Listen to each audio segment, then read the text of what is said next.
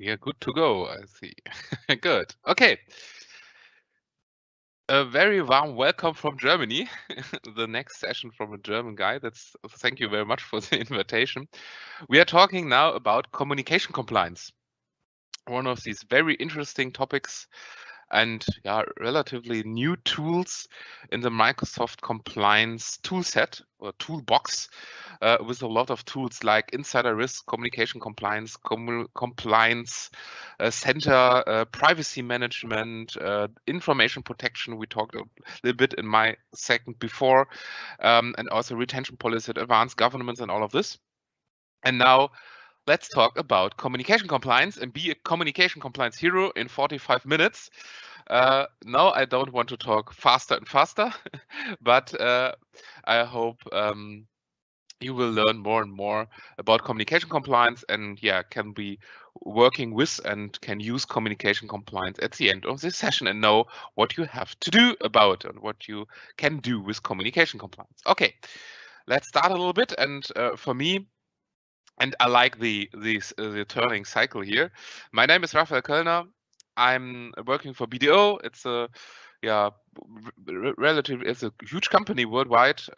We have also office in India and also in US, Germany, France, Spain, and all over the world. I'm working here for the digital wing or digital department, and I'm the director of compliance here, compliance and security. And I have also a blog.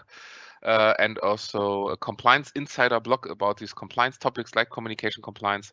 I'm also on Twitter and LinkedIn, and I'm MVP for Office Apps and Services, and also Microsoft Regional Director. But let's start forward and let's talk about communication compliance.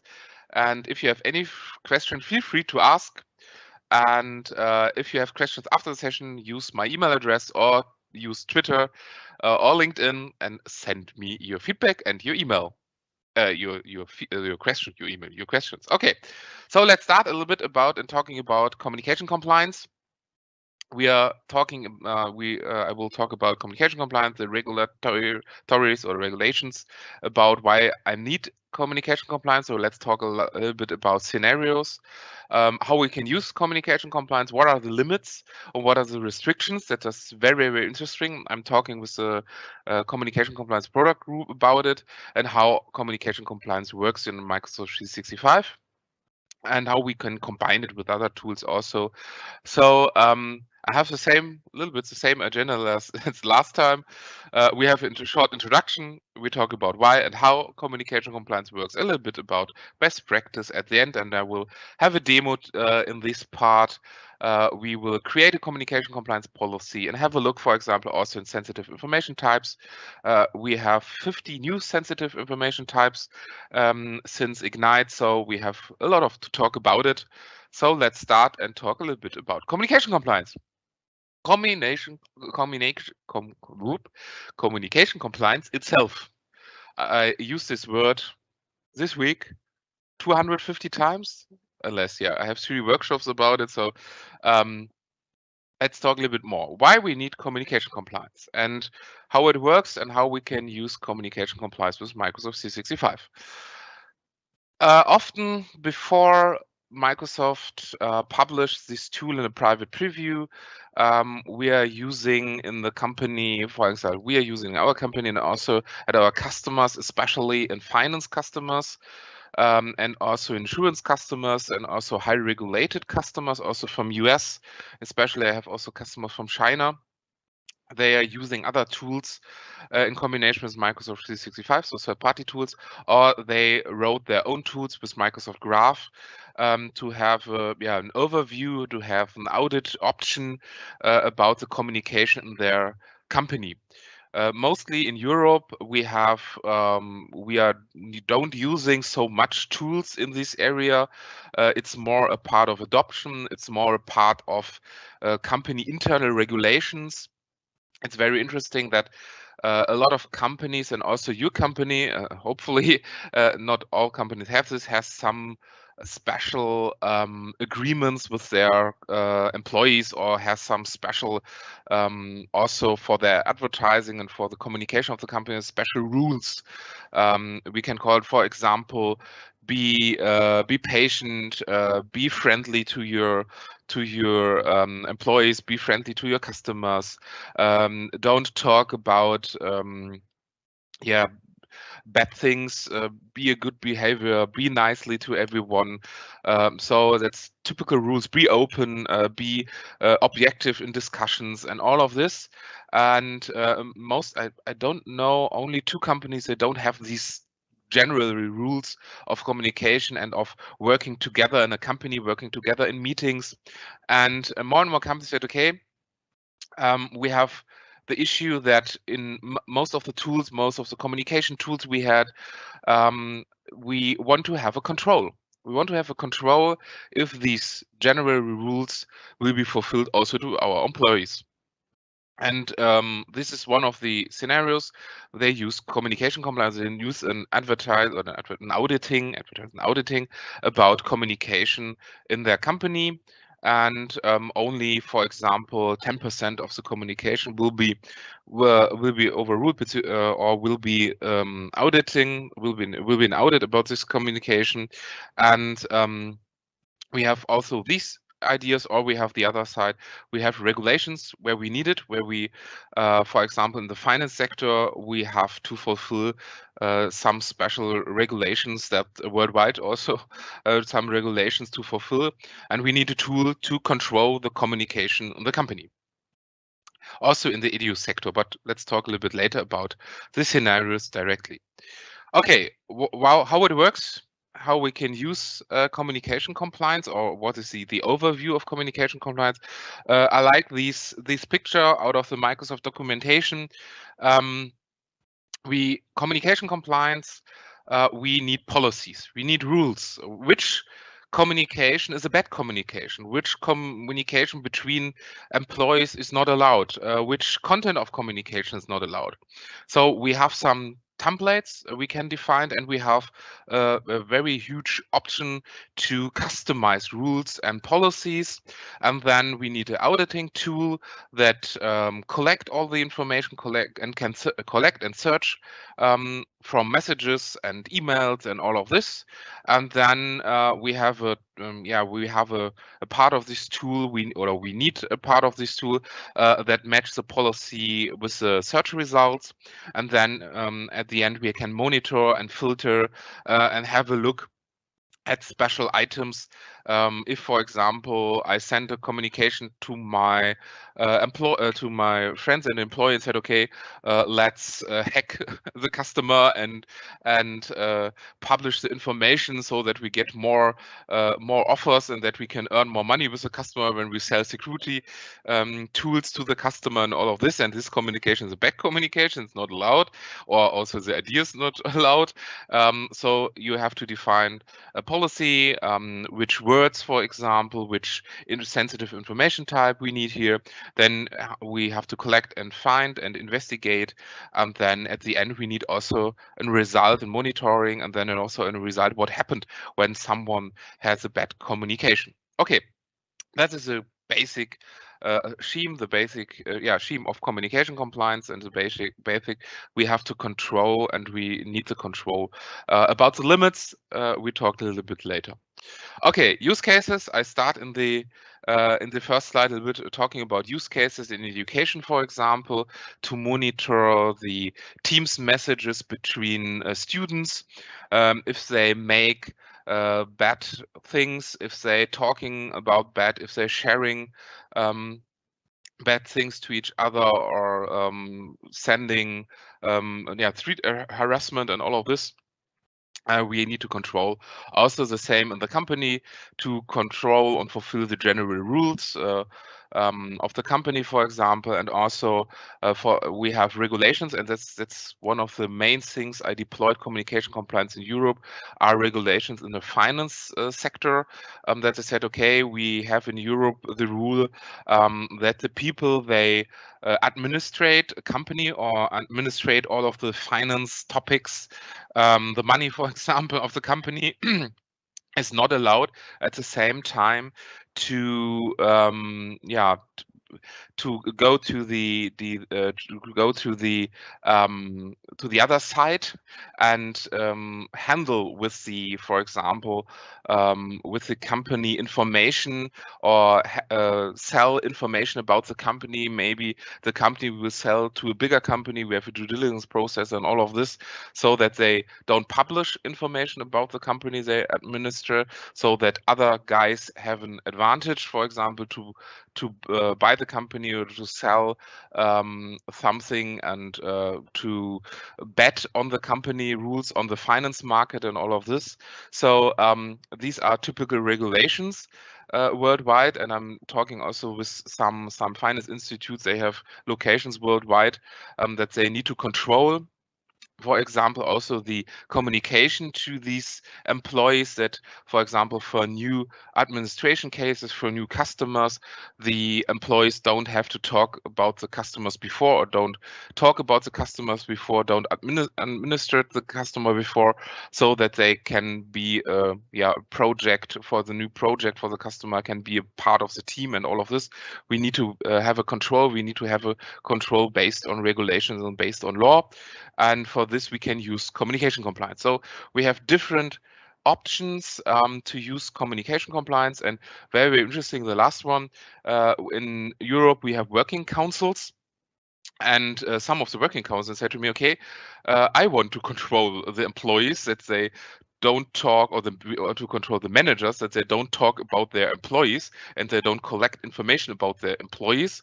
So the working council want to have communication compliance for these topics. That's very interesting, because often the issues with deploying communication compliance in a company is often data privacy, and also the working council. And sometimes I have discussion with IT security that say, okay, we have a tracker and we have an analytics tool here, which we can't control much more. So we have more and more information here.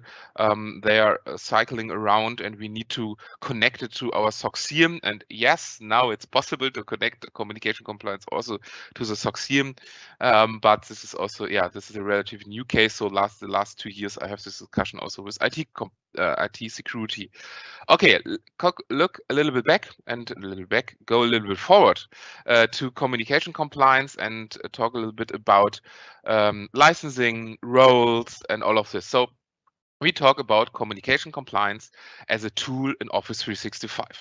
At first, and I will open, and you see a license, I will open the Microsoft Compliance Center. I have a test tenant here with my name. I have a domain here. I hopefully often you see my test tenant in Microsoft Learn sheets, or like this. And here you see, for example, we have a look at communication compliance. If you don't use communication compliance as often like me, you can go to the catalog and say, okay, I want to go to communication compliance as a part of insider risk. You go here and you find a little bit information about communication compliance, how it works, what you get from reports, and all of this. And then you can go to the communication compliance toolset. Before we have a deeper look, let's have a look at the licensing. For the licensing, you need E5 or E3 and the compliance add-on. The Microsoft 365 add-on, it's around $5 per person per month, and you need the communication compliance licensing in the best opportunity for everyone in your company. If you don't want to pay for everyone in a company, you need the communication compliance rules for everyone that are using or that administrate the communication compliance, and the user you control via communication compliance. So often, if you have general rules and you want to control the general rules to be patient to other one, or to be nicely and friendly to your employees, then you need the licensing for everyone. This is very interesting. So for me, and also for me, the thing is, use the Microsoft 365 add-on. Compliance or insider risk, and this is the cheaper option to use communication compliance. But, and this is very interesting, it works with the first license. If you have one add-on license in the tenant, it will works.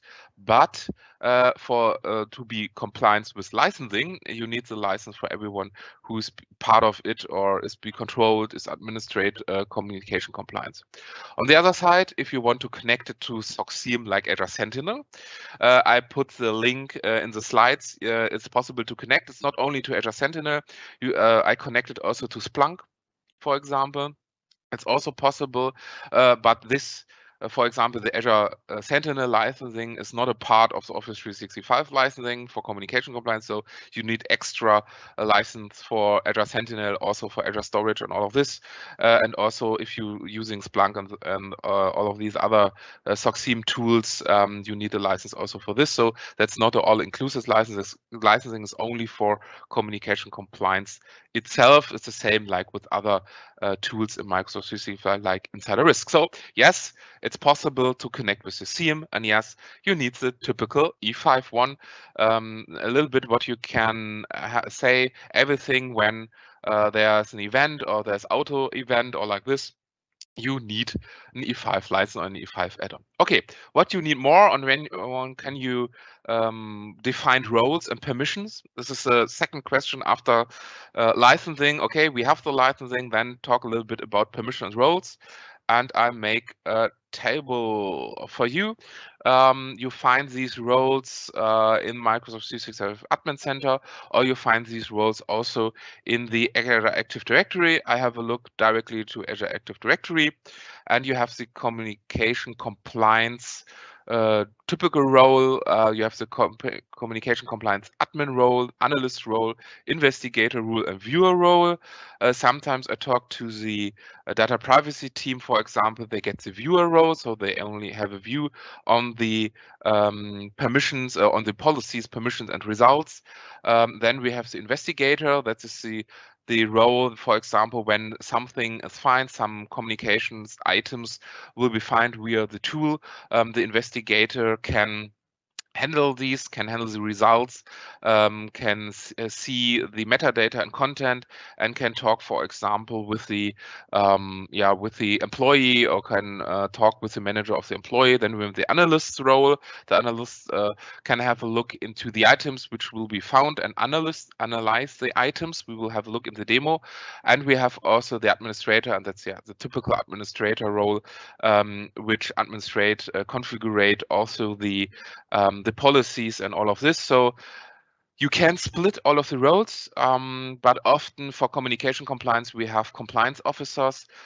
In my 3 customers in the last month, we had only one guy or woman per country, which has to control the communication compliance policies. So they are the administrator, because they are analyst, investigator, and viewer together, and has to handle and create the roles. And that's a totally cool thing, that it's so easy to create the roles that everyone, they don't need to handle the IT or don't know what happened in the background. They can handle and configure the policies and roles. And they have to, because, and this is a very, very mainly question I get. Okay, I have the licensing, and I put the licensing in my tenant. When the communication compliance policy will work, or when the communication compliance process will start. And I can say to you, okay, when you only put the licensing in your tenant, nothing happens. So that's a special thing for these tools for communication compliance.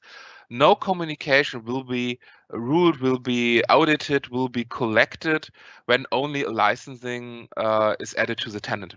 It's a little bit different, for example, for Microsoft Information Protection. We have default labels, but it will be switched also in the last months, that you have to define labels. The old one with Azure Information Protection, there you have default ones, or you have other tools like Teams. When you add a Teams license to your tenant, you have directly Teams, and you can use Teams, and you can work with Teams and all of this. For communication compliance, you need the license. You need to define the role, and then the people has to define the audit. And there's one more pre-requirements for communication compliance, that's Audit Log Search. in some tenants, and also in some tenants I saw also of big customers, and I'm asking every time, okay, you don't activate audit logs? Yes, I don't activate. We use our own tool, so we don't use audit logs in Microsoft 365, but this is a pre-requirement. You need to activate audit log and audit log search. You can have, and I put it extra on this slide, you have a PowerShell script where you can control it. And also there's a PowerShell script you can activate, or instead of true, you put and need my laser pointer. I'm here, and you can have the status. Okay, is it audit log search is activated? Then you can use it here. And when you said okay, it's active, it's deactivated, you will activate it. You can use this. You can use this PowerShell script. And when you deactivate it, you only have to put here true to false, and then you deactivate the audit log search. For me, I'm always activated the audit log search, and I'm creating a new tenant. I always activate the audit log search. It's not only communication compliance we will use it. You will use it also for any other security and control tools and administrate your tenants. So audit log is one of the mainly parts here. And when you activated it, it's very, very important. You need to wait 90 minutes that it's fully activated in your tenant. And for me, out of the best practice is wait for 48 hours. So when you activate it on Friday, wait to Monday. On Monday, you can start to work with communication compliance. It's often that that my customers and also users in the community activate the audit log search and said, oh, cool, now I can use and the policies, and tested the policies. So sending bad messages to a test to another test account, and then nothing happens. The communication compliance don't see it. Yes, you have to wait. And for me, out of my today in these times, wait 48 hours, so 2 days, and then you can start with communication compliance. So at the end, we need the license, we need the permission, we need the role, we need the audit log search, and then we need the policies. And that's what we have a look at the next slides, how we can create policy and all of this. And what you need also is a compliance team. I talked to you that often the people have only one guy or one woman. They handle the communication compliance. In these companies, I see that only one woman or one guy is handled for a country. I said, okay, put it in a team. And this is my best practice team for communication compliance. I added data privacy for Europe, and also I added the working council, but the working council is more, I added it not directly to the team.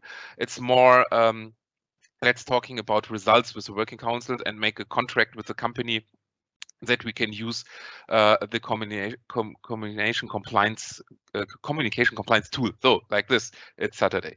And then we had IT security as a part, the typical compliance officer and HR, because if we want to investigate and we do something, it's often an HR topic, like canceling the contract with the employee, or putting something in their personal file.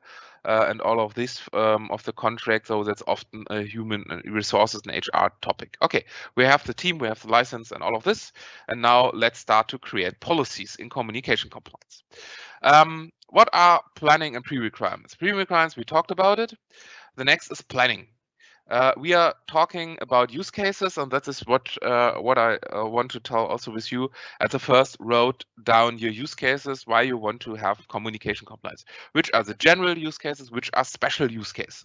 And then oftenly it was cool to have sensitivity labeling and have the right information type. And all of this is pre-required. Often there are companies that come to me and said, okay, I'm using communication compliance, and we start to configure. We don't think about use cases and why I'm using it, but we start with configuration directly, but the policy don't work like we want. Yes, that's often not only for communication compliance. So at first, start with planning.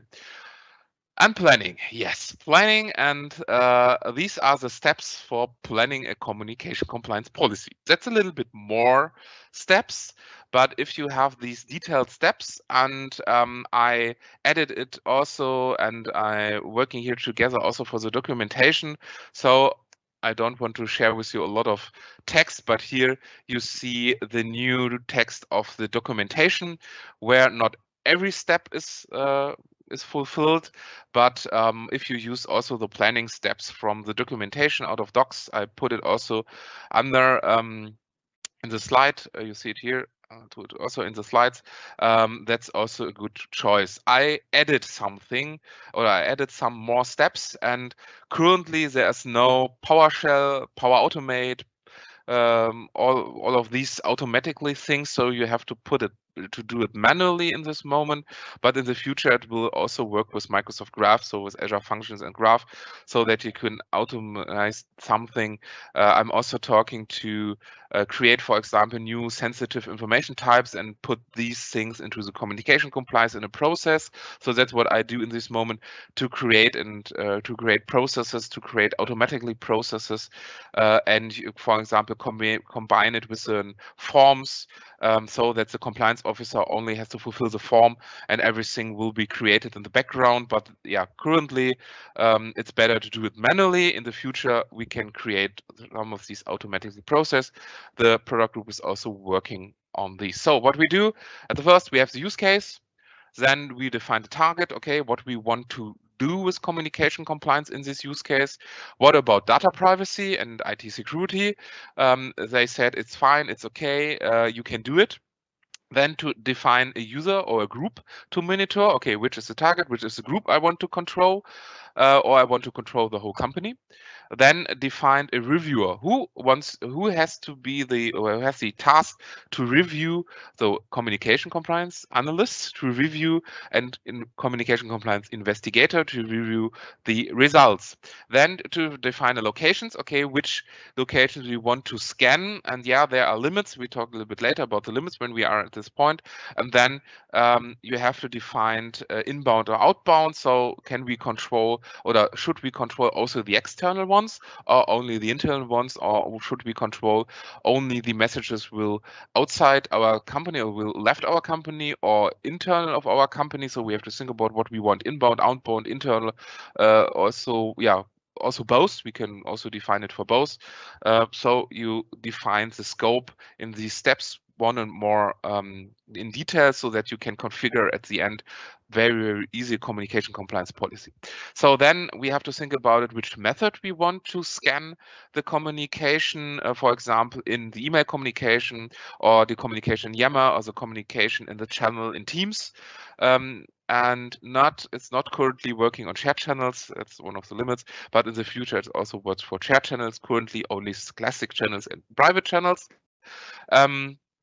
So yeah, currently in my tests it don't work, and I'm talking also to product group. In the future it will work also for chat channels. Okay, then we defined, okay, how we want to search information sensitive types, and this is often in communication compliance, we use the dictionary, or we use the keyword dictionary, because we want to search for typical keywords for names of companies, for typical keywords in the finance sector we don't find in sensitive information type. So we create our own sensitive information type with keywords and use these these keywords to scan.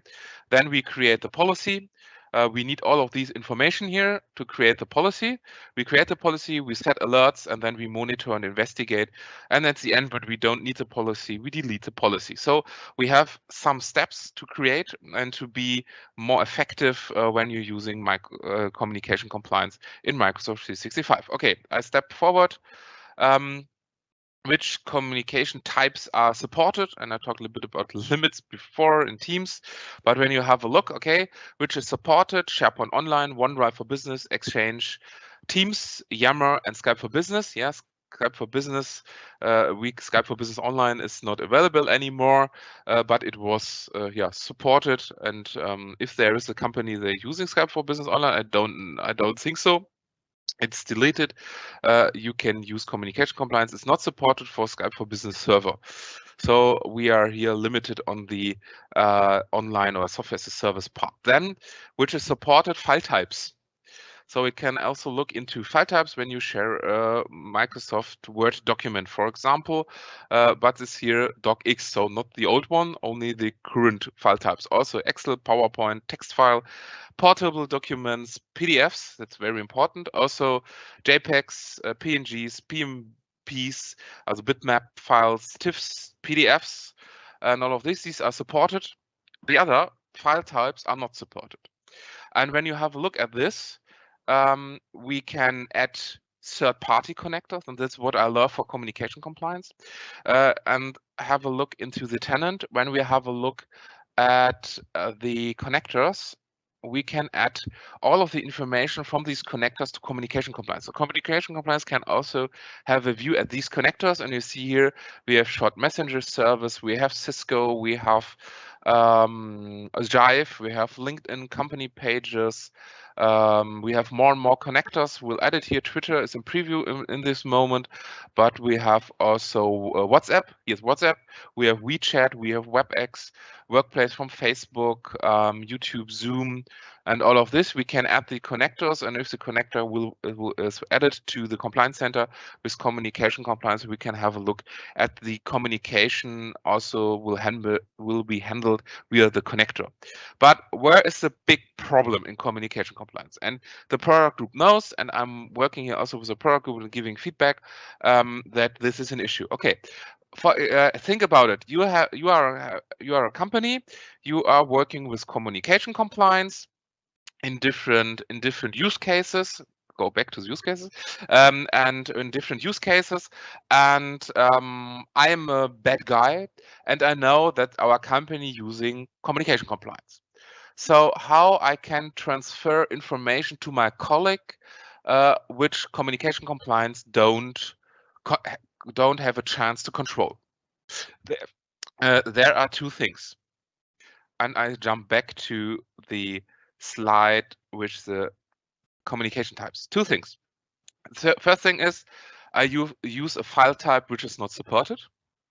Okay, I use, for example, Adobe PSD Photoshop file, for example, or Illustrator file. That's not, there's no option that communication compliance control it. And the second thing is mostly used by the user when they know communication compliance don't work, is voice. I use PSTN calling. I call my colleague from Microsoft Teams to the mobile network, to the mobile service, and from the mobile service, I call the Microsoft Teams colleague. That's some of the workarounds that when communication compliance is activated, it can be controlled. So I will phone my colleague and phone his phone number.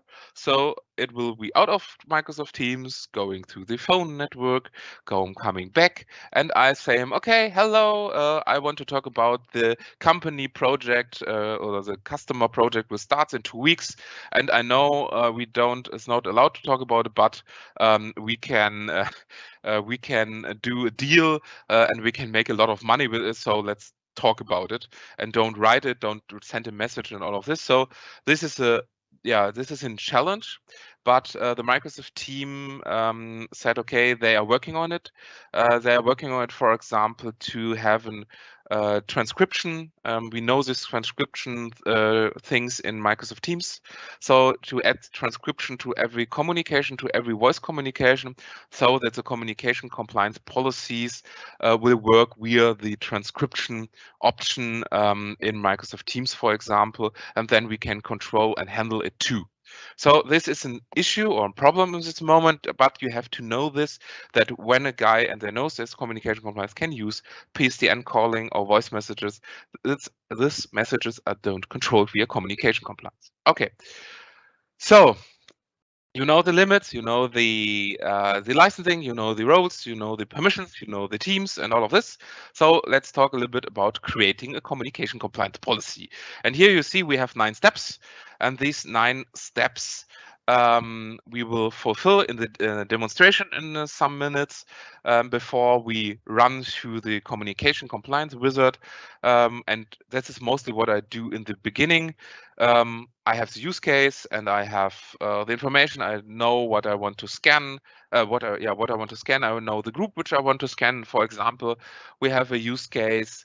I want to scan a group of lawyers. They are working for the client, and it's not allowed to talk with the with the same company and with another company in the market to talk about the client information. Then we want to have a communication compliance policy for this group of lawyers, for example. And at first, what I have to do is I go into the sensitive information types. So I hopefully don't need to create a key book. And here we have to see, okay, which languages will be handled and will be handled also with information types and communication compliance together. And you see here, it's only, and that's for you not the best one, it's the only Chinese, English, French, German, Italy, Japanese, Portuguese, and Spanish. In the future, it will be supported more and more languages, but currently it only supports this. So if you want to use communication compliance in India, you have to use the keyword and have to create a custom information type. On more, you have to use the keyword option.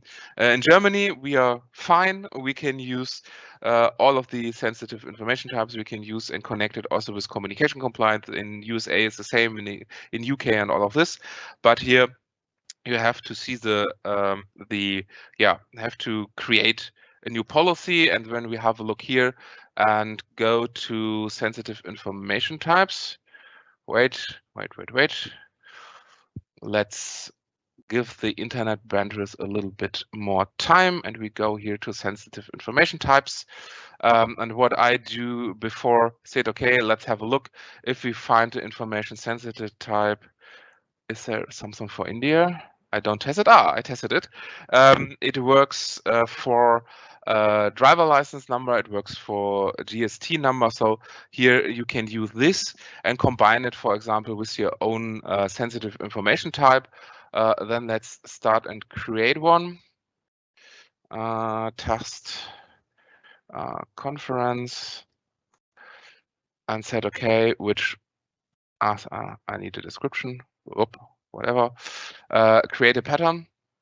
And here you can see, okay, which is the confidential level is high confidential, for example, which primary element. And here we use a keyword list, a dictionary list, for example, is very often for communication compliance.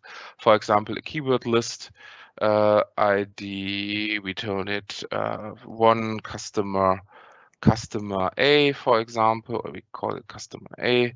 And then we have a keyword list, for example, Contoso, ink, ink, and all of this.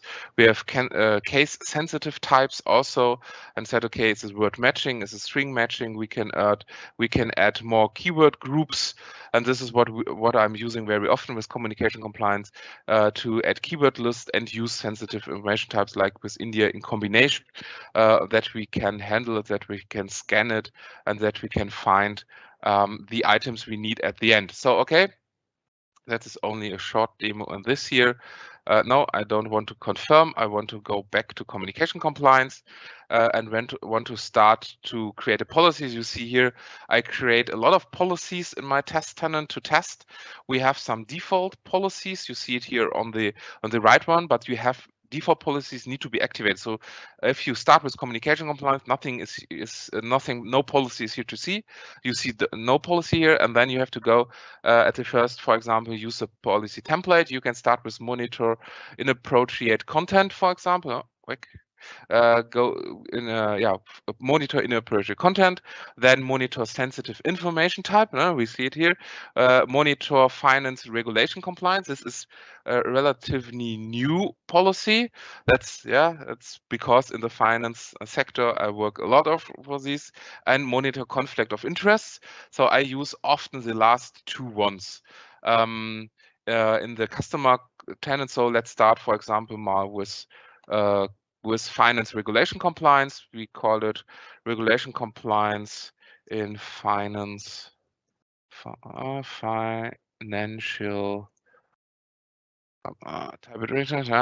financial environment.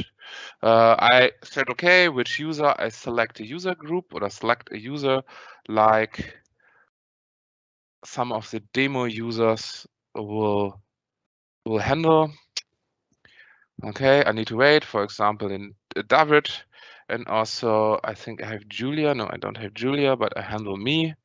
For example, Raphael, I have Raphael here, and for example, have a look if I can add an external one. No, external one is here not possible for this policy, so you need internal ones. Then you have a reviewer, that's also me. Okay, it's only a demo. Yeah, it needs some time. So you see here the reviewer. That's a little bit bad. I have give feedback to the communication compliance team that it would cool when you hover over the name, you see the email address. So I don't know which user. I have a lot of users with my name here, so I use this one.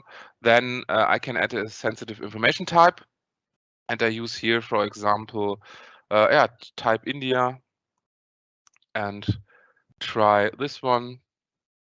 I added and said, okay, I forgot to create a keyword list at the beginning. Then I can go here and upload a keyword dictionary from your desktop. This is also possible. Keyword dictionary is a CSV file.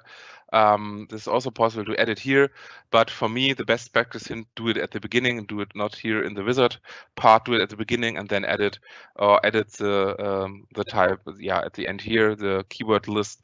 And then what you want to do more, you monitor all of the locations, monitor inbound, outbound, and percent of the review is 10%. I create the policy, and if I want to change the policy, also, that is also possible. Create here, go on edit, have a look here, and then you have the full wizard.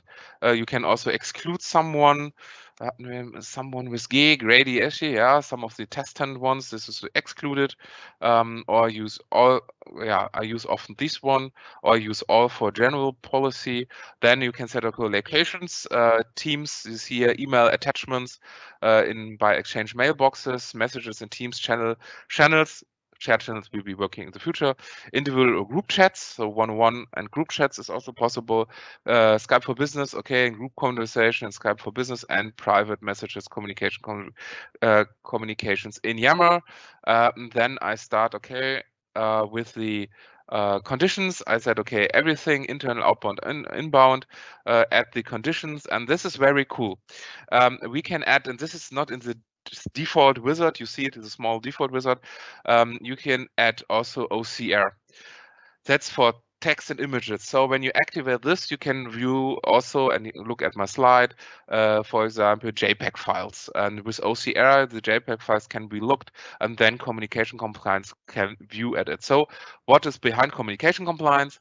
This is a text analytics tool, or the text analytics tool that can analytics text or text files only. So that's why I said, okay, I talked to the product group to activate transcription for every voice message, for every voice option in Microsoft Teams, so that you can handle also the voice via OCR or transmitted with cognitive services to text, and for text will be scanned. And then, for example, you can review 10% or 100%.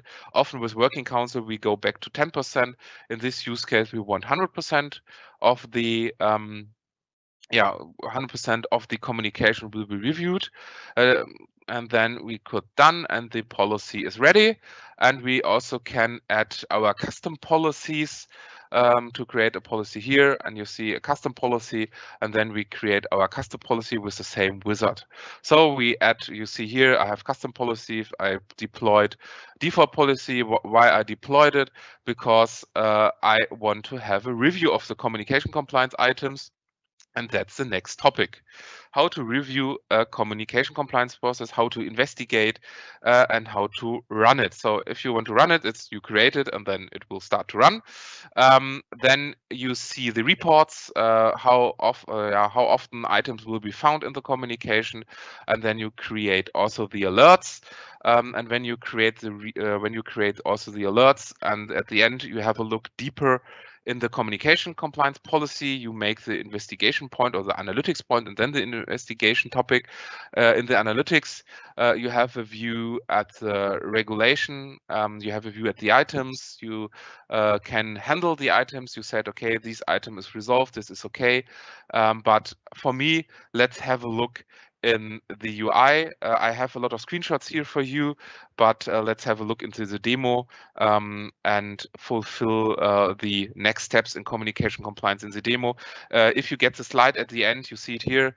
All of the information is also handled in the slides, but I think better is demo than slides. So let's go back to the demonstration. Okay, let's have a look. And you see here we some of my communication compliance policies will work.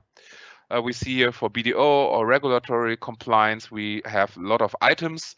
And this is also where I created these slides for you, or the screenshot for slides. At the next, I want to have alerts. We don't have alerts in this moment here. And we have reports, and the reports you see here, that's the same what I screenshotted for you. So you see here reports, for example, recent policy match. Yeah, oh, my mouse a little bit. I love this Hoover effect, but it's work. We had, for example, 318 items for BDO, 321 items for regulatory compliance, and that's the same here. Resolved. We have resolved one for regulatory compliance. So the analytics team is not the best one. He has to look more and more into the compliance policy and the items to filter and analyze the items. You see here also a detailed report. You can download also a detailed report.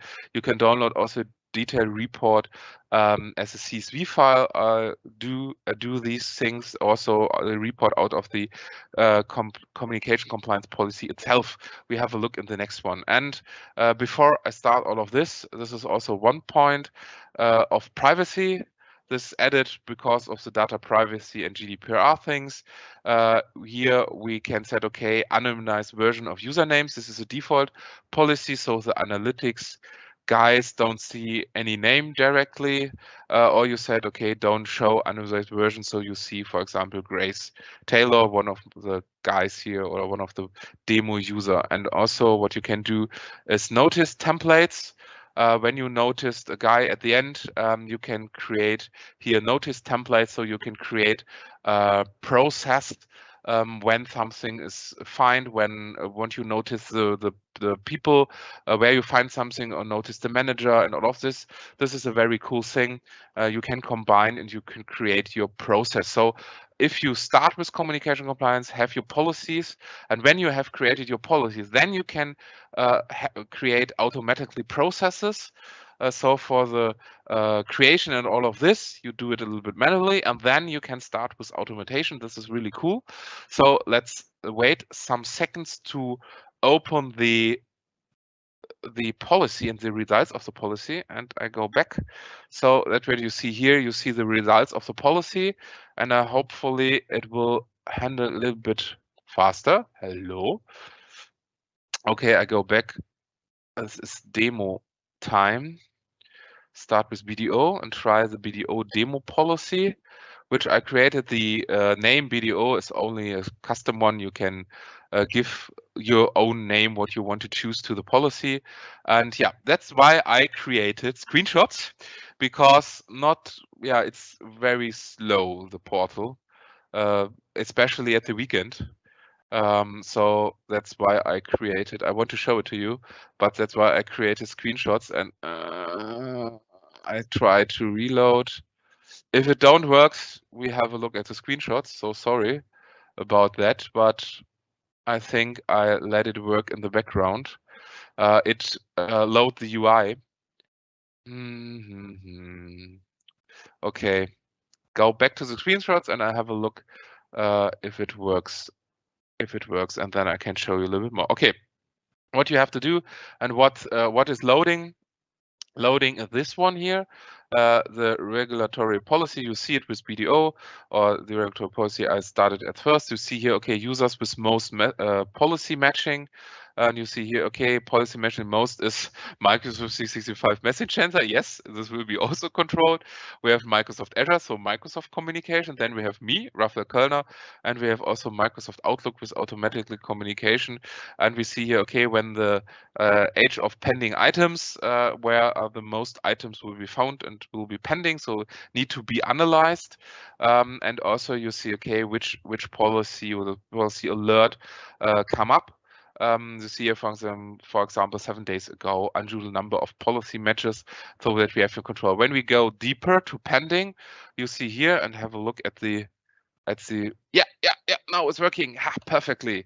I go to pending and yeah, it's working. Perfect. So I go to pending and hopefully the list will work now. Okay, yeah, it will work perfectly. So you see here, okay, you see here all of the items that will be found by the communication compliance policy. And you see here, I'm a little bit too fast. These are emails. And for example, we have also, and I type this one, this is a Teams message here. This is Teams message, and you can have a look at this Teams message too. I clicked on it, and then it will be added here and added a new tab. We have here the summary of the message. We have the plain text. Okay, what is here? Nothing is sent. Added a new tab of challenging. Okay, that's also a notification policy. Then we can have the notate view also to check it. So this is what we do in this moment is the analytics part. Then we can have a look at the conversation when there is a conversation. Okay, there is no conversation, so have a look to these default Outlook message. There, I think there is a communication. So it analyzed everything, included all of the default messages. As you see here, it analyzed also the block message of my DLP policy. The DLP policy, yeah, it's a DLP policy. You see the plain text. It's a bit better here. You see the annotate of this. Okay, also you can annotate this, mark this for directly in the tool, so you don't need to download it. This is really cool. You can put it like this also. It works. No, it works not directly. Normally I can do it here like okay, it don't work in this moment. But you can do it, and also you see the user history of this file. So you have all options to handle an item, and then you can say, okay, this item is resolved. Notify someone. Set here which of the notification templates, you see it, I have to create it before, will be processed, so automatically send a notice to someone. What is also possible, tag as, also you can tag it as compliant, as questionable, as non-compliant. So when you work with more people in these, with more analytics people, or you escalate it to the manager and come back, you can tag and filter the items via a tag and put it as a compliant tag. Okay, it will be selected, and then at the end, okay, it's very slow today. That is, yeah, especially at the weekend, it's a little bit slower. Okay, you can tag it also, or you can start a process. This is what I want to show you. Good. Okay, go back to the slides. Oh, wait. Yeah, I can wait. Okay, and the last one is to escalate. So escalate to the manager, and also reload, please, reload. I want to use. And the last one is to escalate to investigation. So that is for the investigation role. You can make it automatically, for example, to here what we have. Daniel is the escalation ones. This can also be in yeah, to give it a name. Escalation. Can you do it too? Escalation, and all of this. And then at the end, you can put also a note, and it will be automatically create an advanced e-discovery case. And the e-discovery manager, for example, the compliance manager role and also the administrator role can escalate, or you can have a view, or you can escalate it directly to other reviewers. Also to, and I see here, it's also option here in this moment to add also external ones. I can't add it in the other policy, but in this policy it works. And can the reason of the escalation, then the guy or the person get an email and can access to this item and can escalate it. So this escalate process and all of these processes, these are possible. And what is really cool, and this is here a little bit show translation. It's also possible here on the right side, and you can automate. And this is what I love is automate the creation at the beginning, they will work, but automation at the end, when you have the items and you have the search, this is possible. And this is totally cool. I'm using very, very often. You can add flows. Power Automate, desktop flows shared with me, cloud flows. You can add it, and we have, you can use templates. You can start with templates in this moment, and you can start, for example, with notified manager, all of this. So yes, there are a lot of optionals when you have to the search and you have the item to automate it at the end. And this is what I do mostly with my customers, and have to start with Power Automate and Flow to work with. So okay, last thing I want to show at the end, when you are working with this, and here say you have here also the same optionals. You can make it compliant. You can download it. This is also possible. You can download also the files, the items. So it's a little bit, it's, yeah, you're working is this e-discovery, no, it's e-discovery in the background. And what I want to show you is also the filters. So if you have these 300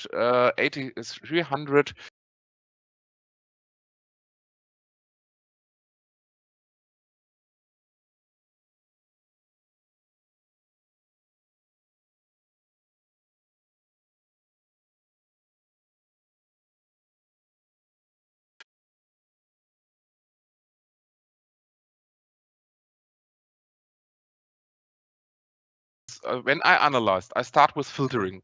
And after filtering, I have a look in detail. And here say, okay, we take the Office 365 Messaging Center, and then we have only, okay, I have 2 minutes and then I'm ready in the session. I have only 204 items.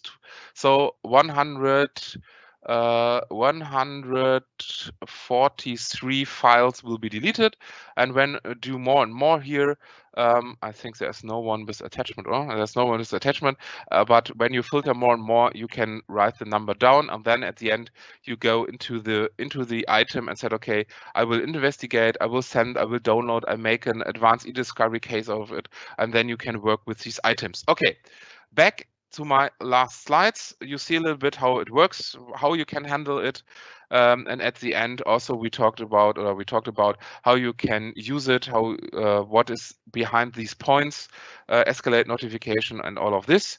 So at the end and the results, how you can use communication compliance. Yes, you can use it. You need the policies, you need the licenses, you need the group, you need some use cases and results, what you want to do.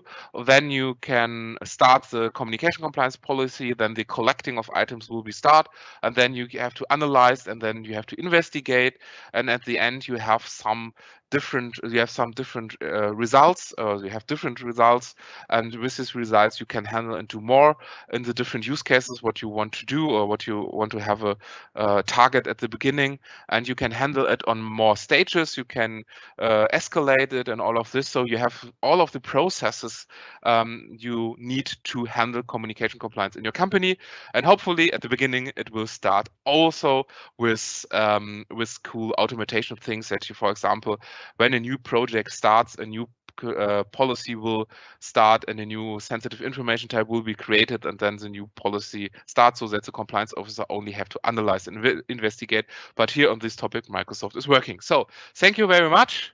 Hopefully in these minutes, 50 minutes, you learned a lot about communication compliance and be a communication compliance hero in your company.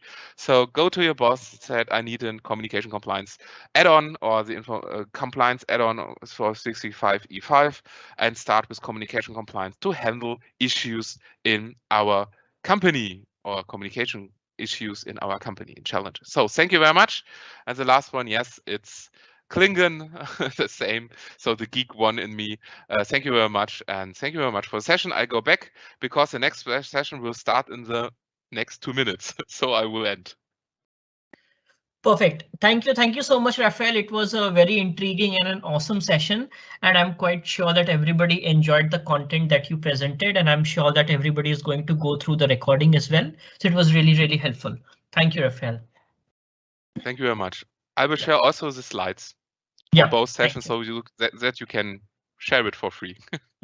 Absolutely. Yeah. Thank you, Raphael.